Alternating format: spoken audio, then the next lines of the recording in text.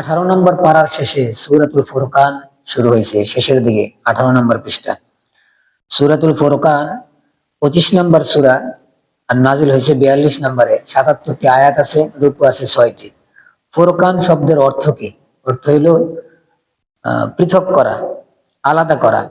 কোরআনে ফুরকান বলে বোঝানো হয়েছে দলিল। হক এবং বাতিল দুটাকে আলাদা করে দেয় যে দলিলে, ওই দলিলকে বলে ফুরকান। তো কোরআন তো আইসা আমাদের মধ্যে হক এবং বাতিলের মধ্যে পার্থক্য করে দিয়েছে, এই জন্য কোরআনকে কি বলা হয়? ফুরকান বলে। কোরআন ফুরকানের আরো অনেক অর্থ আছে। এই সূরার ভিতরে আল্লাহ তাআলা আলোচনা করছেন আল্লাহ তাআলার ব্যাপারে ঈমান আনতে হবে, এটাকে প্রমাণ করছেন। যারা শিরিক করে এটার প্রতিবাদ জানিয়েছেন আল্লাহ তাআলা, এবং নবী এবং রসুলদের বিষয়ে, ঈমানের বিষয়ে প্রমাণ করছেন। যারা বিভিন্ন ধরনের প্রশ্ন করে তাদের জবাব দিয়েছেন। কিয়ামত কায়েম হবে এটা নিয়ে আলোচনা করছেন। যারা এইগুলোকে বিশ্বাস করে তাদেরকে আল্লাহ তাআলা উত্তম প্রতিদান দিবেন, যারা মানে না তাদেরকে কঠিন শাস্তি দিবেন, এটা নিয়ে আলোচনা করছেন। এবং যারা অস্বীকার করে তাদের কিছু ঘটনা শুনেছেন, উত্তম কিছু আমলের কথা বলছেন। যারা কিনা ইমানকে স্বীকার করে তাদের কি কিছু খুসুসিয়াত, অর্থাৎ তাদের কিছু বৈশিষ্ট্য নিয়ে আল্লাহ তাআলা আলোচনা করছেন। আর যারা মানবে না তাদেরকে সতর্ক করছেন যে অপেক্ষা করো, ফায়সালা হইব, অপেক্ষা করো, ইন্তজার করো। তো শুরু করছেন আল্লাহ তাআলা এই আয়াত দিয়া, একদম প্রথমেই সূরাতুল ফুরকান। বিসমিল্লাহির রহমানির রহিম। তাবারাকাল্লাযী নাযালাল ফুরকানা আলা আবদিহি লিয়াকুনা লিল আলামিনা নাযীরা। এই এক আয়াতের ভিতরে আল্লাহ তাআলা পুরা সূরার খোলাসা বলে দিয়েছেন। এই এক আয়াতে আল্লাহ তাআলা বলছেন 4টা বিষয়। নাম্বার 1, আল্লাহ তাআলা অনেক উঁচু। এটা বলে বোঝানো হয়েছে যে আল্লাহ তাআলার বরাবর আর কেউই নাই। এই আয়াতে বুঝাইছে আল্লাহ যে আমি কোরআন নাযিল করছি আমার খাস বান্দার উপর, খাস বান্দা মুহাম্মদ সাল্লাল্লাহু আলাইহি ওয়াসাল্লাম। এটা বলে বোঝানো হয়েছে নবীর নবুয়তের দিকে ইশারা করা হয়েছে একে আয়াতে। আর আমি কিতাব নাযিল করছি যে কিতাবে হক বাতিলের মধ্যে পার্থক্য করে দেয়, এটা বইলা বুঝাইছেন আল্লাহ তাআলা যে শুধু নবীর নবী বানাইছি না, নবীর নবী হওয়ার উপরে দলিল আছে। একে আয়াতে কয়টা হলো? 3। 4 নম্বর, আল্লাহ তাআলা বলে আমি কেন কোরআন দিছি? কোরআন দিছি যাতে করে যারা মানে তাদের জন্য সুসংবাদ, যারা মানবে না তাদেরকে যেন সতর্ক করে। এটা বইলে আল্লাহ তাআলা বুঝাইছেন আখিরাতের দিকে ইশারা করছে, যে মূল ফয়সালা তো হবে, ফলাফল পাবে কোথায়? আখিরাতে। একই আয়াতে আল্লাহর ব্যাপারে, নবীর ব্যাপারে, নবীর পক্ষে দলিল, আর 4 নম্বর আখিরাত। আর এই কথাটাকে আবার পুরা সূরার ভিতরে আল্লাহ তাআলা বুঝাইছেন, বারবার কথা বলতেছেন, ইমানের কথা বারবার বলতেছেন। সূরার শুরু হয়েছে তাবারক। তাবারক শব্দটা যারা আরবি পড়ে মাদ্রাসায় এরা জানে যে মাজি ওয়াহিদ মুযাক্কারের গায়েবের সিগা, মানে আরবিতে একটা শব্দের থেকে অনেকগুলো শব্দ বাইর হয়। এটা সব শব্দে আছে। যেমন ফাআলা, ফাআলা থেকে ফাআলা, ফাআলা, ফাআলু, ফাআলাত, ফাআলাতা, ফাআলনা, ফাআলতা, ফাআলতুমা, ফাআলতুম, ফাআলতি, ফাআলতুমা, ফাআলতুন্না, ফাআলতু, ফাআলনা। দেখছেন একটা থেকে কত বেরিয়েছে? অনেক শব্দ বাইর হয়। কিন্তু তাবারকা যে শব্দটা, এটা থেকে আর কোন শব্দ বাইরে হবে না। যে শুধুমাত্র কার জন্য ব্যবহার হয়? আল্লাহর জন্য। তাবারাকাল্লাযী বিয়াদিহিল মুলক। তাবারাকা শব্দ, এই শব্দ একটাই শব্দ, আর কোন শব্দ বাইরে হবে না, আল্লাহর সাথে এটা খাস। এই শব্দের অর্থ আমরা বলছি, একটু আগে বললাম যে অনেক বরকতওয়ালা। তাবারাকা শব্দ দিয়ে বোঝায়। একজন বড় ভাষাবিদ ছিলেন দুনিয়াতে, ইমাম আসমাঈ রাহমাতুল্লাহ আলাইহি। উনি তাবারক শব্দটার অর্থ ভালো করে বোঝার জন্য চিন্তা করতেছিলেন, মাতা মাতা শব্দটা কি অর্থ হইতে পারে, আর রকিবের অর্থ কি হইতে পারে? কয়টা? 3। তাবারকা, মাতা আর রকিব, 3 শব্দ। তো খেয়াল করেন আমি কি বুঝাই। উনি চিন্তা করলেন যে এটা বুঝতে হইলে একদম খাস এলাকার মানুষ, মানে গাঁও গ্রাম, ওই এলাকায় গেলে কিন্তু ভাষা খাস খাস হয়। শহরে কিন্তু সকলের ভাষা কি হয় না, খাস হয় না। কেন? সারা দেশ থেকে মানুষ শহরে জমা হয়, মানে বিভিন্ন ভাষা এখানে কি হয়ে যায়, জমা হয়ে যায়। এই জন্য ভাষা খালেজ থেকে কোথায়? গ্রামে। বুঝাইতে পারতেছি? উনি চিন্তা করলেন যে তাহলে আমি এরকম একটা এলাকা যাই, একবারে পাহাড়ি এলাকায়, শহর না, ওইখানে গেছে। একজন সাধারণ ব্যক্তির ঘরে মেহমান হয়েছে। তো যে ঘরে মেহমান হয়েছে এই ঘরের মহিলা কাজে বাহিরে গেছে। তো বাচ্চা বাহিরে বসে রয়েছে ঘরে, একটা কুকুর আইসা তার ঘরের ছোট্ট একটা সামান মুখে করে নিয়ে গেছে। আর বাচ্চা কুকুরকে ধরার জন্য পিছু পিছু দৌড়ে গেছে। কুকুর তো দৌড় মারছে, পাহাড়ে উঠে গেছে, তো বাচ্চা ধরতে পারে নাই। একটু পরে মা বাহির থেকে আসছে, সামানা দিয়ে আনতে গেছে, আসছে, বাচ্চা মার কাছে বিচার দেয়। এবার বুঝেন কিভাবে শিখতেছে ভাষা। বাচ্চা মার কাছে বিচার দেয়, কি বিচার দিছে এইভাবে যে আম্মি উম্মি যা আর রকিব আখাযাল মাতা ও তাবারাকাল জাবাল। কি বাচ্চা আমার কাছে বিচার দিতেছে যে যা আর রকিব, রকিব মানে কুকুর আসছে। আসহাবে কাহাবের ঘটনাতে একটা শব্দ গেছে রকিব, ওই যে আসহাবে কাহাবের কুকুরের কথা শুনছেন না আপনারা, ওইটাকে কোরআনে আল্লাহ তাআলা রকিব শব্দ দিয়ে বলছে। তো বাচ্চা বলতেছে যা আর রকিব মানে কুকুর আসছে। আখাযাল মাতা সামানা নিয়ে গেছে। সামানা মানে মানুষের ঘরে ওই যে দেখবেন পাকের সময় মহিলারা একটা কাপড় ব্যবহার করে ডেক্সিটা ধরার জন্য, কি বলে এটাকে, লুসনি। মাতা এর শব্দটা বলে বুঝেছে লুসনি, আরেক অর্থ টিস্যু, আরেক অর্থ হাত রুমাল। যা আর রকিব কুকুর আসছে, আখাযাল মাতা সামানা মাথাটা নিয়ে গেছে, ও তাবারাকাল জাবাল পাহাড়ে উঠে গেছে। তো এইটা ওই ভাষাবিদ যে বেড়াইতে আসছে উনি এটা শুনছে, শুনে এত খুশি হয়েছে, মানে ওনার মনে ভিতরে যে টেনশন ছিল শব্দটার আসল অর্থ কি উনি কি করছেন পাইলেছে। আল্লাহ কিভাবে শিখছে এরা। এখান থেকে আমাদের এখন কথা বললে তো লম্বা হইব, আমি একটা শব্দ শিখেছি আপনাদের। মাতা কাকে বলে, এখানে কি বললাম, মাতা কাকে বলে, লুসনি। মাতা মানে টিস্যু, তার মানে টিস্যু সারা জীবন ব্যবহার করি, একবার ব্যবহার করে ফালাই দিই। লুসনিটা কিছুদিন ব্যবহার করে পরে নষ্ট হয়ে যায়, ফালাই দেয়। দুনিয়াটাকে আল্লাহ মাতা বলছে, আমাল হায়াতুদ দুনিয়া ইল্লা মাতাউল গুরুর। এই দুনিয়ার জিন্দেগি কি মাতা, তার মানে কি স্থায়ী না। ওই যে লুসনির মতো, টিস্যুর মতো। এবার বুঝেন আমি আর আপনি কার পিছনে দৌড়ে দিচ্ছি, টিস্যুর পিছনে দৌড়ে দিচ্ছি। আল্লাহ আমাদেরকে বোঝার তৌফিক দান। বুঝলে কিন্তু কাজ হয়ে, এক কথাই কাজ হয়ে যাবে। তো এই তাবারাকা দিয়া আয়াতটা শুরু হয়েছে। আল্লাহ তাআলা কোরআন একসাথে নাজিল করেন নাই, একটু একটু করে নাজিল করছে। নাজিলের ধাপ আছে। প্রথমে তো আল্লাহ তাআলা লৌহে মাহফুজে লিখে ফেলেছেন, এটা একটা। দ্বিতীয় ধাপ, প্রথম আসমানে পুরা কোরআন একসাথে নাজিল করছে, কয় নম্বর, 3 নম্বর দুনিয়াতে নাজিল করছে একসাথে না, একটু একটু করে 23 বছর লাগায়।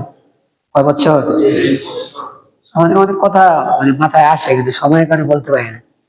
আপনারা যেহেতু জ্ঞানী মানুষ একটু বুঝাই দেন, কোরআন আল্লাহ সাহাবীদেরকে বুঝাইছে, কোরআন দিছে কয় বছর লাগায়। আপনারা কি ভাবছেন এই কোরআনটা আমি আর আপনি 1 মাসে বুঝে লাগবো? আমার আপনারও তো এখানে 23 বছর লাগানো দরকার। কয় বছর, সেটা বুঝাইতে পারতেছে কিনা আমি? আম্মা জান আয়েশা সিদ্দিকা রাদিয়াল্লাহু তাআলা আনহা নবীর ঘরে আল্লাহ পাঠাইছেন, সব বিবিরাই বড় বড়, এই নারী, এই মহিলাটাকে আল্লাহ পাঠাইছে, উনি মুরব্বী না, অল্প বয়সের। অনেক হেকমত, একটা হেকমত, নবীর এলেম শুধু পুরুষের না, নবীর এলেম কাদেরও আছে, মহিলাদের। মহিলাদের কিছু জ্ঞান আছে, কিছু কথা আছে, সব কথা পুরুষে বলতে পারবো না, কিছু কথা কে বলতে হয়, মহিলা বলতে হয়। তাহলে নবীজি কিছু কথা যে মহিলা বলবো, এই কথাটা কে বলবো, মহিলা দিয়ে বলতে হইব। যে কোনো মহিলা তো আবার সব কথা মনে রাখতে, এমন এক নারী দরকার যে নারীর ব্রেন অনেক কঠিন। হ্যাঁ, শত শত পুরুষের চাইতে কি কঠিন হয়ে যাবে। সাহাবায়ে কেরামের মাসালা পেশ লাগলে কার কাছে যেত, আম্মা জান আয়েশা সিদ্দিকার কাছে যেত। তার মানে আল্লাহ তাআলা ব্রেন দিছে কিনা। তো উনি নবীজির কাছে গেছে দ্বীন শিখার জন্য। নবীজির ইন্তেকাল হয়ে গেছে, ওনার বয়স মাত্র 18, গেছেন 9, বিদায় 18, কয় বছর হয়েছে, 9। মেয়েরা যদি জ্ঞান শিখতে হয় তো কমসে কম কত, 9 বছর। আমাদের মাদ্রাসায় দেখবেন 9 বছরের নেশার দেওয়া আছে। এখন নতুন নতুন সিস্টেম আছে, 2 বছর পরে শেষ হয়ে যায়, 4 বছর পরে কি যায়, শেষ হয়ে যায়। কমসে কম কয় বছর লাগবে, 9 বছর সময় দেওয়া দরকার। পুরুষের কোরআন শিখতে হলে কমসে কম 23 বছর দেওয়া দরকার। আল্লাহ আমাদেরকে বোঝার তো ছাত্ররা আমার কি কিছু জিজ্ঞাসা জানেন, কোন মাদ্রাসায় গেলে আগে শেষ করে দিও, মানে কোথায় গেলে আগে শেষ হয়ে গেল। আবার নতুন নতুন সিস্টেমও বেরিতেছে, কোর্স দেখবেন বাইরে হয়, আগে এত বছরে কোর্স শিখাই দিছে, এখন 3 মাসে শেষ, এখন কয় 1 মাসে শেষ। মাত্র 3 দিন কোর্স করবেন, কি দিব শিখে ফেলেন। করতেছে যার যার। আর উনি তো চিন্তা করছে আমি যেই দোকান করবো মানুষ আসবে, মানুষও আসে, বেচারার দোকানে কি হইতেছে, মাল মাল তো উঠতেছে। আল্লাহ আমাদেরকে বুঝার তৌফিক দান করুন।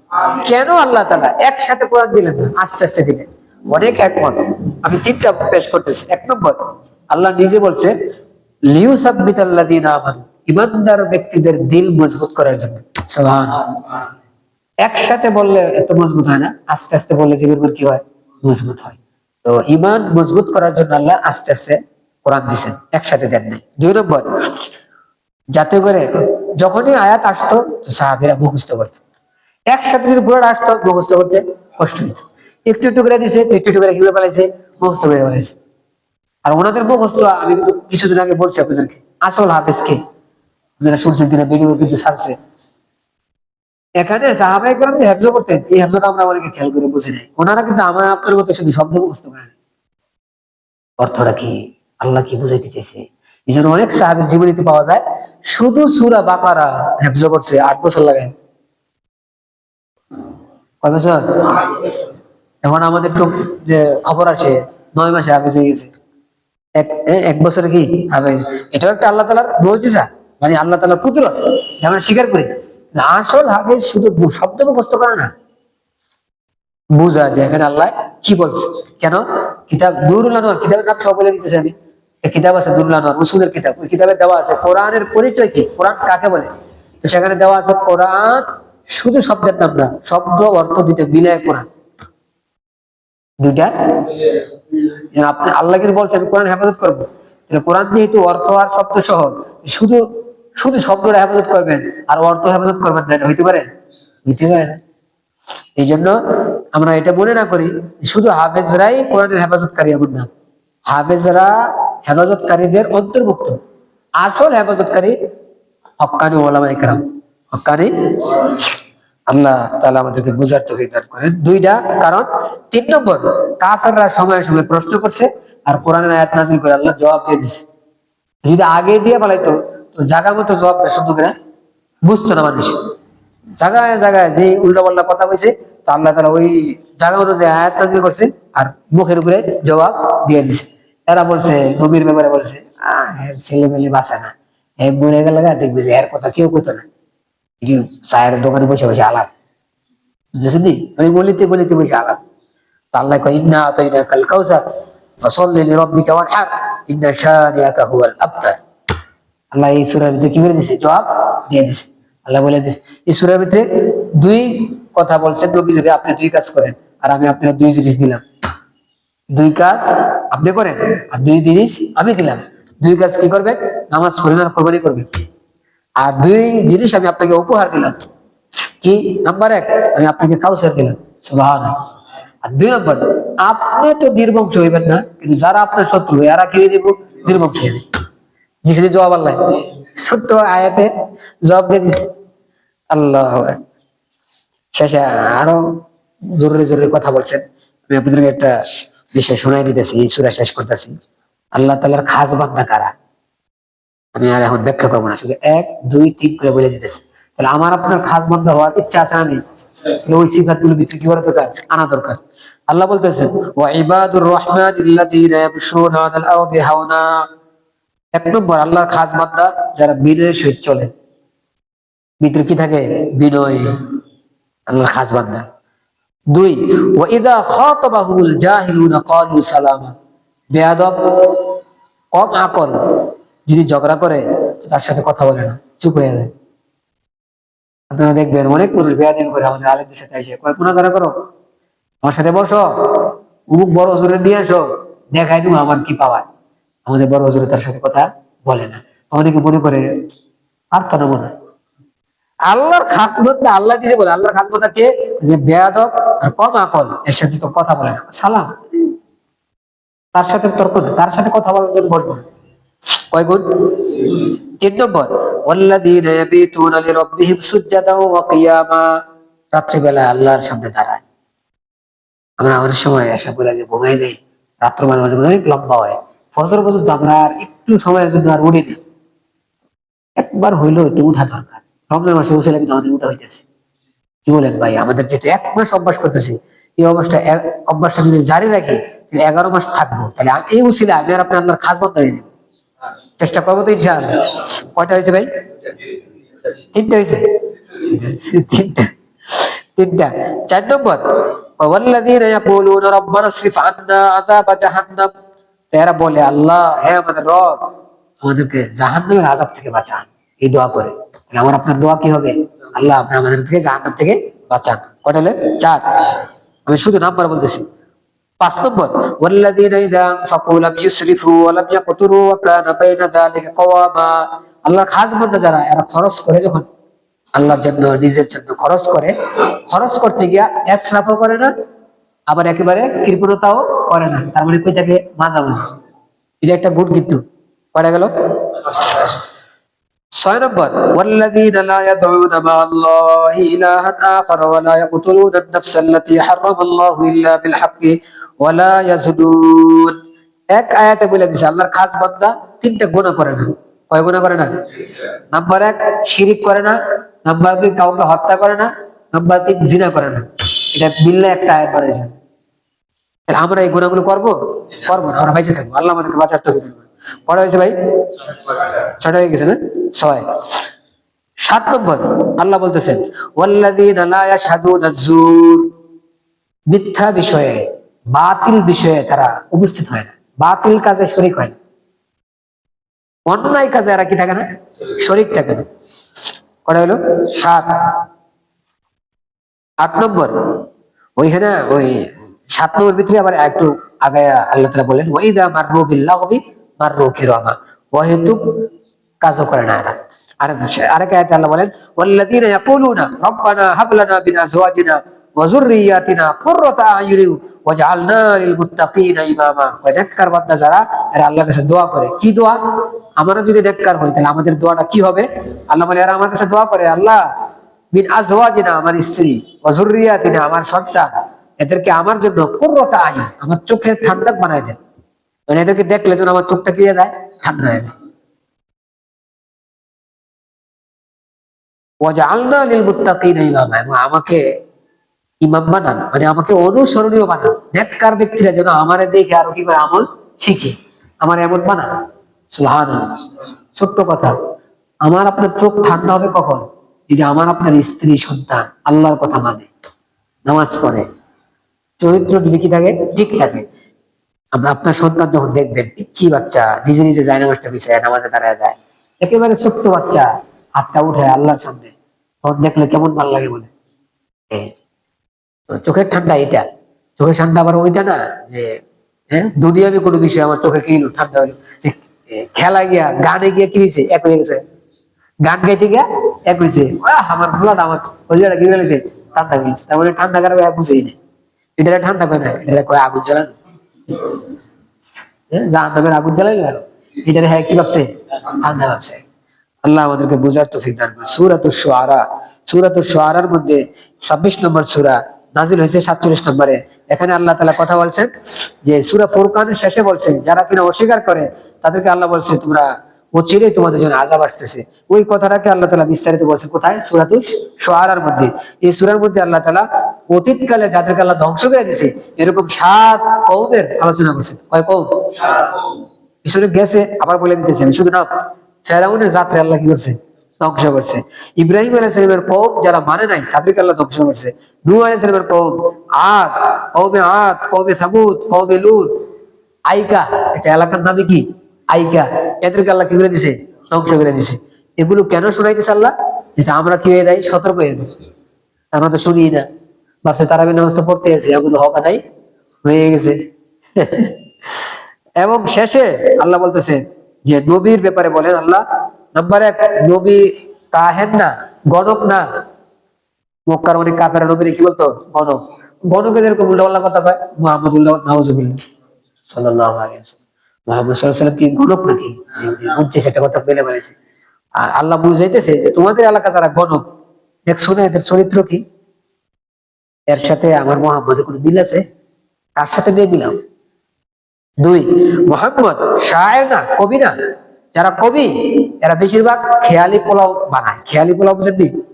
অনেক মানুষ দেখবেন এখানে বসে বসে বাচ্চা হয়ে যায়, এখানে বসে বসে পৃথিবী ঘুরে এসে পড়ে, অনেক সময় আমাদের দুনিয়াতে বসে বসে আকাশে ঘুরে এসে পড়ে। কেমনে খেয়াল করে, এই কবিরা যত কবিতা কয় বেশিরভাগ দেখবেন সব কি কথা মনে বুঝেন না। আমার প্রেমিকা এত সুন্দরী, নাউজুবিল্লাহ। কেমন সুন্দরী দেখবেন যে বয়ান করবো, এত সুন্দরী বলে পৃথিবীতে আর কি নেই, সুন্দরী নেই। ভালো ভালো খোঁজ নিয়ে দেখা যাবো যে হ্যার যে প্রেমিকা কেউ দেখলে বমি হয়ে পড়বে। আমি উদাহরণ দিয়ে বুঝাইতেছি যে এদের লেখার পাওয়ার বাস্তবতা কিনা পাওয়ার না। আমি এক কিতাবে পড়ছি, কবিরা লাগিয়ে গেছে কার বাপ সেরা, কার বাপ সেরা। ৮০ জন কবি একসাথে হয়েছে প্রতিযোগিতা, যে বয়ান কি দিব, পুরস্কার দিব, সবাই বক্তব্য দিব যে আমার বাপ সেরা। তো ওইখানে সবার উপরে একজনে দিচ্ছে যে এর বাপে কি সেরা, যে সেরা জিতছে, এর বাপের অবস্থা কি জানেন? এর বাড়িতে একজন দেখতে গেছে এর বাপ কি অবস্থা, এর ভাই গিয়া আওয়াজ দিছে, এর বাপে আসছে, শরীর কাপড় চোপড় নাই, কিচ্ছু নাই, দাড়িগুলো এলোমেলো হয়ে দিছে, আর এই জায়গা দিয়ে দুধ ব্যয় ব্যয় করতেছে, আর বকরির পশম মুখের মধ্যে হাতের মধ্যে লাগিয়ে দিছে। কারণ মানে ওই যে বকরি, কারণ কি একটু আগে বকরির দুধ দোয়াইছে, দোয়ানোর সময় ভাগ্নে দুধ দোয়ায় না, ভাগ্নে দুধ দোয়ালে একটু আওয়াজ দেবে না? যদি আওয়াজ হয় পাশে দিয়ে কেউ গেলে যায়, সে দুধ দুধ যদি আমার কাছে খোঁজে, কেউ যদি চায়, এই বয়ে দুধটা ডাইরেক্ট আর মুখে দিয়া চুষে চুষে কি করতেছে, দুধ খাইতেছে, আর এই দুধ আর বর্ষে দিকে এবার আইছে, এর কি হালত তোমার বুঝেন? এইবারটার বলা ৮০ জন কবিরে হারাই দিছে কি বলে, কবিতা বলে যে আমার বাপে কি সেরা।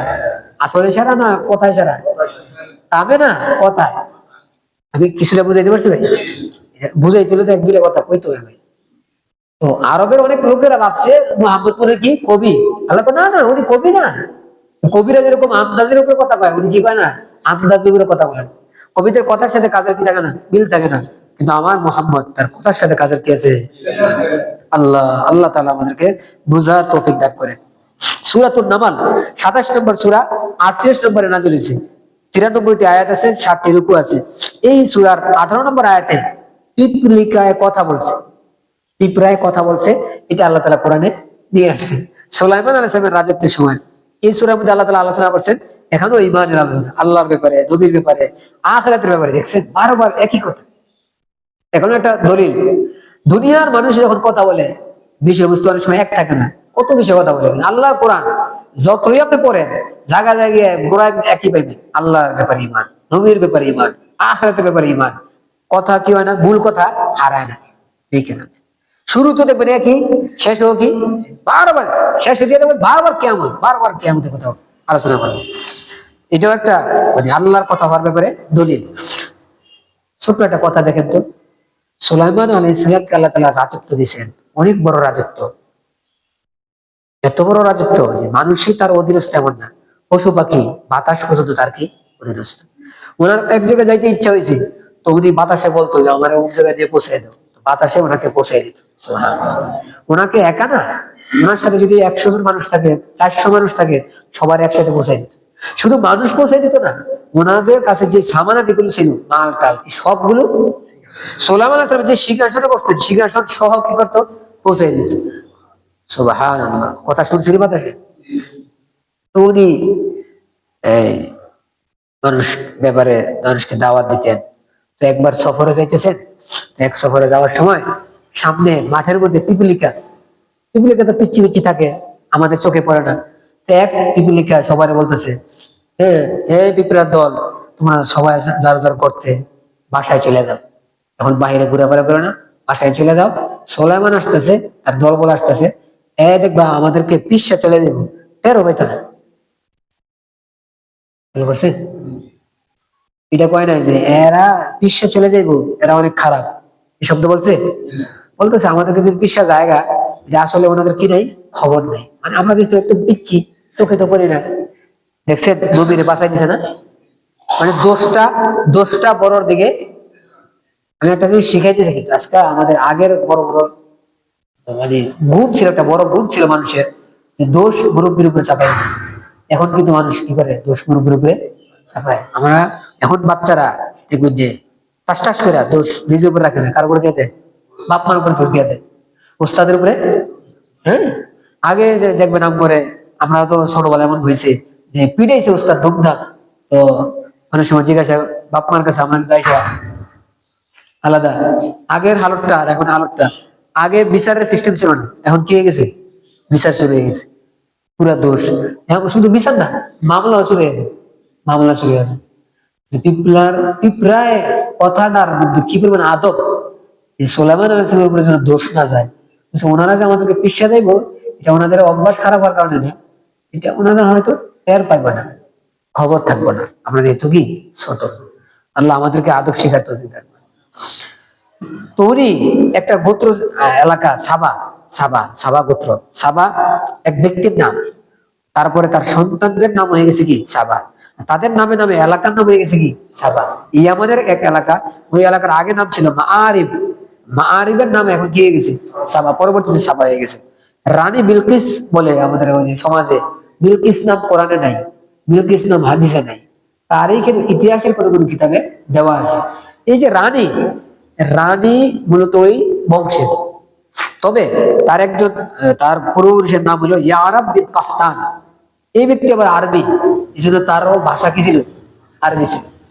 ওই রানীর সংবাদ নিয়ে আসছে সোলাইমান আলাইহিস সালাম, সোলাইমান আলাইহিস সালাম এগুলো শুনছেন, শুনে চিঠি পাঠাইছে পাখি দিয়া, হুদহুদ পাখি দিয়া, হুদহুদ পাখিরে বলছে চিঠি দিয়া সেরা তুমি আইসো না, লুকায়া দেখো কি করে। তো এই রানীর কাছে যখন চিঠি দিয়ে গেছে, তো রানী চিঠি দেখিয়া বুঝছে যে কোনো এক বাচ্চা আমার কাছে কি বাড়াইছে, চিঠি বাড়াইছে। তো সবার সদরকে ডাকছে, ডাইকে বলতেছে এই চিঠি আসছে এমন এমন, তোমরা কি বলো। সাথে যারা যারা বলতেছে আমাদের শক্তি আছে, লোক আছে, কেউ ভয় পাই না আমরা, লাগবে লেগে যাবে, বাকি লাগবো কিনা এটা আমাদের ফায়সালা না, এটা আপনার ফায়সালা। আপনি চাইলে লাগবে বলবেন, আপনি চাইলে লাগাইবেন না, কথা একদম পরিষ্কার। রানী বলতেছে দেখো দুনিয়ার সিস্টেম হলো এক রাজা আরেক রাজার এলাকায় যদি যায়, তো সব ঘর ঘরে কিন্তু ভেঙে ফেলায়, আর ইজ্জত ওয়ালা ব্যক্তিদেরকে অসম্মান করে। এই জন্য উনি এরা যদি আসে, এরাও তো আমাদের সাথে এরকমই করবো, এখনো তো ছিল না, আন্দাজ করে বলতে চাই। তো তারাও তো আমাদের সাথে এরকম খারাপ আচরণ করবো, তাহলে হঠাৎ করে যুদ্ধটা লাগানো ঠিক হয়ে পড়ে। কি করা যায়, একটু দেখি, হাতিয়া পাঠাই, কি পাঠাই, বোঝা যায় বুঝে আমার হাতিয়া সাথে তার আচরণটা কি হয়। এবার হাতিয়া পাঠাইছে, সোলাইমান সাহেব না পাখি এসে সব বলে দিছে কি কি করছে। সোলাইমান সাহেবের কাছে যখন হাতিয়া নিয়ে আসছে, সোলাইমান সাহেব শুন না, তো যারা নিয়ে আসছে এদেরকে বলতেছে তোমরা আমারে সম্পদ দিয়ে খুশি করবা, মাল দিয়ে খুশি করবা, আমার মাল দিয়ে সাহায্য করবা, আল্লাহ আমার যা দিছে কম দেয় নাই তো। একটু আগে বললাম ওনার রাজত্বটা কম, গতকাল রাত্রে তেলাওয়াত হয়েছে, উনি আল্লাহর কাছে দোয়া করছে আল্লাহ আমার এমন রাজত্ব দেন, আমার পরে যেন কারো আর এই রাজত্ব না হয়। হাদিসে বাকি আসছে নবীজি একবার রাত্রেবেলা জিদ ধরছে, আবার কি দিছি সাইরা দিছি, সকালবেলা ফজর করে বলতেছে আমি ধরছি সাইরা দিছি কেন, আমার ভাইয়ের কথা মনে হয়েছে, আমার ভাই কইছিল যে আল্লাহর কাছে বলছে আল্লাহ আমার রাজত্বটা এমন ভাবে দেন পরে যেন আর কেউ এরকম রাজত্ব না পায়। আমি যদি জিদ ধরে তোমাদেরকে দেখাই দিই, আমিও তো ধরে ফেলাইলাম, আমার ভাইও ধরছে না, আমার ভাইয়ের কথা মনে করে আমি কি করে দিলাম, ছেড়ে দিলাম। দেখছেন মহাব্বত, ইজ্জত। পূর্বপুরুষের কি করতে হয়, আমাদের অনেকের একটু বেড়াগিরি আইলে বুঝায় যে আমার বাপ দাদারা কিছু কইরা খাইয়া গেছে না, আমি অনেক করে খাইতেছি, অনেকের কথার ধরন কি হয়ে যায়, এমন হয়ে যায় না। পূর্বপুরুষদের জন্য ইজ্জত কিনা হয়, নষ্ট না হয়, বড়দের সম্মান রক্ষা করে আমাদের কথা বলতে হবে। তারপরে বলে গিয়া বইলো তার তো ঘামট, মানে ভাব, তার যে সৈন্য বাহিনী কেউ তারে শেষ করতে পারে, আমি এমন বাহিনী পাঠাবো হয় কিন্তু কি করতে পারবো না, সহ্য করতে পারবো না, টিকতে পারবো না, পাঠাই দিছে। এরপরে আবার দাওয়াত দিছে, আসছে, শেষে ইমান আনছে। একটা শব্দ আমি চাইছিলাম বলতে, এখন বলতেছি, খেয়াল করেন। ফেরাউন মুসা আলাইহিস সালামের আল্লাহ তাআলা কত বড় বড় মর্যাদা দিয়েছে, এক সূরার ভিতরে আল্লাহ বলছে 9টা বড় বড় মর্যাদা দিয়েছে, কটা, সব মর্যাদা দেখছে কে, ইমান। রানী বিলকিস সোলাইমান আলাইহিস সালামের মর্যাদা একটাও দেখে নাই, ইমান আনছে। এটাই আমি বলছিলাম কিছুদিন আগে আপনাদেরকে, যে যারা যারা কথা কথা বলে দলিল দেন, এরা আসলে মানার জন্য না। তাহলে তো ফেরাউন মানতো, ফেরাউন তো মানে নাই। যে মানে ওই দেখবেন মাইনা নেয়, শুনে মাইনা নিব, আর যে মানবো না ওরা হাজার দলিল দিল। উদাহরণ ফেরাউন, ফেরাউন আল্লাহ দলিল দিয়েছে না, দলিল দিছে, মানে নাই। আল্লাহ।